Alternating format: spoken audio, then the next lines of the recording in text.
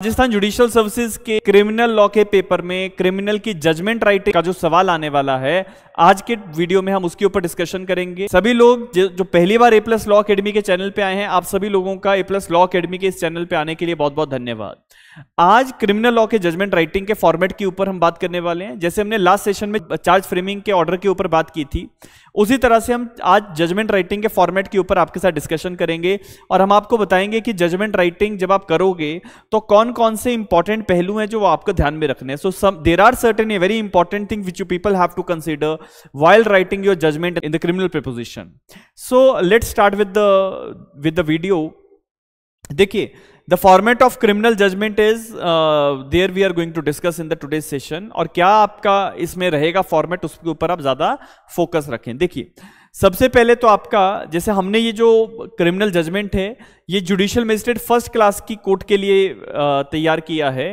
तो in the court of, जज साहब का नाम आएगा judicial magistrate first class, name of the district to be written, तो जिले का नाम आपका आएगा और उसके बाद आप अपना स्टेट का नाम लिखेंगे, दैट इज राजस्थान। इसके बाद जो आपका एक इंपॉर्टेंट पहलू है वो यहां पे ये तीन चीजें बहुत इंपॉर्टेंट है, बच्चे यहीं पे मिस आउट करते हैं, आप अपनी कॉपी पे जरूर लिखिएगा। That is regular criminal case number, date of institution and crime number. Crime number भी आपको लिखना है, ठीक है, या फिर आप यहां पे एफआईआर नंबर भी आ जाता है, एफआईआर नंबर तो वो भी आप लिख सकते हैं। क्राइम नंबर लिख लो या एफआईआर नंबर लिख लो, दोनों चीजें चलेंगी। इसके बाद आपका जो अगली बात है, अगली बात ये है कि आपका यहां पे टाइटल आ जाएगा। टाइटल में आपका state of Rajasthan through SHO district, फिर राजस्थान आप लिखेंगे, ठीक है, जो स्टेट ऑफ राजस्थान लिख दिया, थ्रू एसएचओ पुलिस स्टेशन, ठीक है। तो टाइटल आपका जब शुरू करोगे तो state of Rajasthan through station house officer police station का नाम आ जाएगा, ये आपको लिखना है। इसके बाद वर्सेस आपको एक्यूज का नाम, उसकी एज, रेजिडेंट ऑफ ऑक्यूपेशन लिखने की जरूरत नहीं है, अगर आप लिख दोगे तो कोई बात नहीं, ठीक है। एक्यूज यहां पे आ गया। इसके बाद आप जजमेंट लिखोगे। जजमेंट का सबसे पहले जो है आप डेट लिखते हो, pronounced on so and so date of so and so year, तो ये पहली चीज आपको लिखनी है। इसको लिखने के बाद आप कुछ एक बिंदुओं का खास ध्यान रखें, कुछ एक पॉइंट्स का खास ध्यान रखें। पहला जो आपका पॉइंट रहता है, that is the accused X is prosecuted for the offense punishable under section number for causing so and so offense। तो आपने लिख दिया कि अपराधी ने, अभियुक्त ने, X ने कौन सा अपराध किया है, कौन सी धारा के अंदर वो पनिशेबल है। तो इस तरह से आप अपने फॉर्मेट में लिख सकते हैं, that the accused X is prosecuted for the offense punishable under section, जैसे हमने चार्ज फ्रेम किया था तो हमने 326 का किया था, तो यहां पे आप 326 for causing grievous hurt with deadly weapon, तो ऐसा लिख सकते हो। या जो भी धारा है, जो भी सेक्शन ऑफेंस है, वो आपको सबसे पहले लिखना है। इसके बाद सेकंड पॉइंट पे हम लिखते हैं एडमिटेड फैक्ट्स। अच्छा, कुछ एक ऐसी चीजें होती हैं जो सामने वाली पार्टी ने एडमिट की होती हैं, तो एडमिटेड फैक्ट्स उसके बाद आएंगे। एडमिटेड फैक्ट्स के बाद आपको प्रोसिक्यूशन की स्टोरी लिखनी है। प्रोसिक्यूशन की स्टोरी ब्रीफ में लिखने का मतलब कि जो भी एफआईआर के अंदर पुलिस वालों ने रिकॉर्ड किया, जो भी उन्होंने चार्जशीट के अंदर स्पेसिफाई किया है, उसको ब्रीफ में आपको समराइज करके प्रोसिक्यूशन की स्टोरी लिखनी होती है, ठीक है। आपको ये डिटेल में लिखना है, ये सिर्फ बिंदु हैं, इसके अंदर बहुत सारा कंटेंट आपका आता है। इसके बाद आप जब प्रोसिक्यूशन की पूरी स्टोरी लिखोगे, उसके बाद आप डिफेंस की स्टोरी लिखते हो। डिफेंस की स्टोरी के बाद पॉइंट्स ऑफ डिटर्मिनेशन है कि कौन कौन से महत्वपूर्ण पहलू जो हैं जिनके ऊपर आपको चर्चा करनी है, वो पॉइंट्स ऑफ डिटर्मिनेशन आएंगे। उसके बाद एप्रिसिएशन ऑफ द एविडेंसेस, कि जैसे प्रोसिक्यूशन विटनेसेस ने क्या कहा, जो प्रोसिक्यूशन ने डॉक्यूमेंट्स कोर्ट के सामने रखे उनसे क्या प्रूव होता है, कोई इलेक्ट्रॉनिक एविडेंस है उससे क्या प्रूव होता है, डिफेंस के कोई एविडेंसेस आए हैं उनसे क्या प्रूव होता है, कौन सा विटनेस आपका जो है रिलायबल है, कौन सा विटनेस हॉस्टाइल हो गया, ये सारी चीजें एप्रिसिएशन ऑफ एविडेंसेस की स्टेज पे आती हैं और उसके बाद आप अपना कंक्लूजन देते हो। तो ये 7 पैरामीटर्स का आपको खास ध्यान रखना है। सबसे पहले आप कौन सा अपराध है उसको लिखोगे, फिर एडमिटेड फैक्ट्स लिखोगे, फिर प्रोसिक्यूशन की पूरी स्टोरी लिखोगे। प्रोसिक्यूशन की स्टोरी के बाद डिफेंस का अगर कोई स्टोरी है वो लिखोगे, जैसे 313 के बयान में एक्यूज ने क्या कहा, वो सब आपको डिटेल में लिखना है। उसके बाद पॉइंट्स ऑफ डिटर्मिनेशन आएंगे, एप्रिसिएशन ऑफ एविडेंसेस की वो चीजें जो भी कोर्ट के सामने रखी गई हैं, क्या वो रिलायबल थी या नहीं थी, और उसके बाद आप जो है अपना कंक्लूजन दोगे कि आप इस केस में एक्विटल कर रहे हैं या कन्विक्शन कर रहे हैं।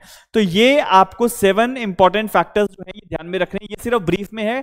एक चीज मैं यहीं पे क्लियर कर देता हूं, पेपर में ऐसा मत लिख के आ जाना 7 पॉइंटर्स, आपको ये सिर्फ समझाने के लिए। जैसे ये फर्स्ट पॉइंट है, तो फर्स्ट पॉइंट पे आपने ये लिख दिया। इसके बाद एडमिटेड फैक्ट्स में अगर कुछ है, अगर कुछ एक्यूज ने एडमिट किया है तो वो लिखना पड़ेगा।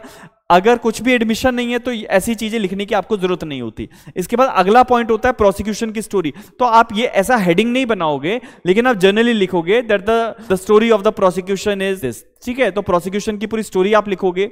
उसके बाद डिफेंस के 313 के बयान अगर हुए हैं या कोई डिफेंस एविडेंस है उसने क्या बताया वो आएगा। पॉइंट्स ऑफ डिटर्मिनेशन मतलब कि कौन से ऐसे पहलू हैं जिनके ऊपर ज्यादा आपको गंभीरता के साथ डिटेल में जाना पड़ रहा है, फिर उन सारे एविडेंसेस की एप्लीकेशन आपने की और उसके बाद आपने कंक्लूजन दिया है कि आप एक्विटल करेंगे या कन्विक्शन करेंगे। एक्विटल कन्विक्शन करने के बाद आपका पनिशमेंट का ऑर्डर जनरेट होता है। तो ऑर्डर ऑफ पनिशमेंट में आप लिखते हो कि आप इस केस में एक्यूज को कितनी सजा दे रहे हैं।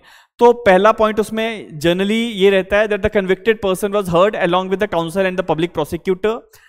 दूसरे पॉइंट में आप लिखते हो कि convicted person is awarded with imprisonment of so and so years and fine so and so. तो आपने कितने सालों की सजा देना उचित समझा है और जुर्माना कितना लगाया है। फिर आप लिखोगे कि in the case of non payment of the fine the convicted person shall undergo the additional imprisonment. फिर यहाँ पे टाइम आ जाएगा after the completion of the substantive sentence. अगर इस व्यक्ति ने जुर्माना नहीं दिया तो उसको और कितनी सजा होगी, तो उसका आपको खास ध्यान रखना है। Next one is upon the recovery of fine amount of rupees so and so to be paid to the complainant under 357 CrPC. अगर कंप्लेनेंट को पैसा देना है, जैसे विक्टिम को पैसा दिया जाता है, कंप्लेनेंट को दिया जाता है विक्टिम कंपनसेशन स्कीम के अंदर, तो उसका रेफरेंस आपको लिखना है। इसके बाद ये जो कोई बेल बॉन्ड्स हैं, बेल बॉन्ड अगर आपने डिस्चार्ज करने हैं उसके लिए आप रेफरेंस दोगे। एक्यूज को कस्टडी में लिया गया है ये आप लिखोगे। फिर इसके बाद आप 428 की सीआरपीसी की रेफरेंस दोगे कि जैसे मान लीजिए ये व्यक्ति अंडर ट्रायल प्रिजनर के तौर पे 5, 6, 8 महीने 10 महीने पहले से अंदर आया, तो वो सारा पीरियड जो है वो सेट ऑफ आपको करना पड़ता है। और लास्ट में आप लिख दोगे copy of the judgement is to be given free of cost to the convicted person under section 363 of the CrPC. तो इन प्रोविजंस का खास ध्यान रखना है। जो प्रोविजंस यहाँ पे लिखे गए हैं इसको मैं एक बार दोबारा से आपको दिखा देता हूं, इसको आप जरूर फोकस करें। आपके ऑर्डर ऑफ पनिशमेंट में ये सारी चीजें इंपॉर्टेंट होती हैं, तभी आपको बाकियों से ज्यादा नंबर मिल पाएंगे, राइट। इसके बाद जो है इसका जो कंक्लूजन है, कंक्लूजन में कुछ इस तरह से रहेगा that is judgement is signed date and pronounced in the open court by me. ठीक है, तो जजमेंट किस दिन साइन हुई है और ओपन कोर्ट में प्रोनाउंस की गई है वो आप लिखेंगे। इसके साथ साथ आगे नेम आ जाएगा, डेजिग्नेशन आ जाएगी, कोर्ट की सील आ जाएगी। ठीक है, ये जो आपका फॉर्मेट है क्रिमिनल की जजमेंट राइटिंग का है। खास ध्यान रखना है कि जजमेंट डिटेल में होता है, खासकर क्रिमिनल केसेस में। तो आपको क्या बिंदुओं का ध्यान रखना है, किन पॉइंट्स का ध्यान रखना है कि आपकी जजमेंट में ये सारी चीजें आई हैं या नहीं आई हैं, इसको आपको जरूर सुनिश्चित करना है।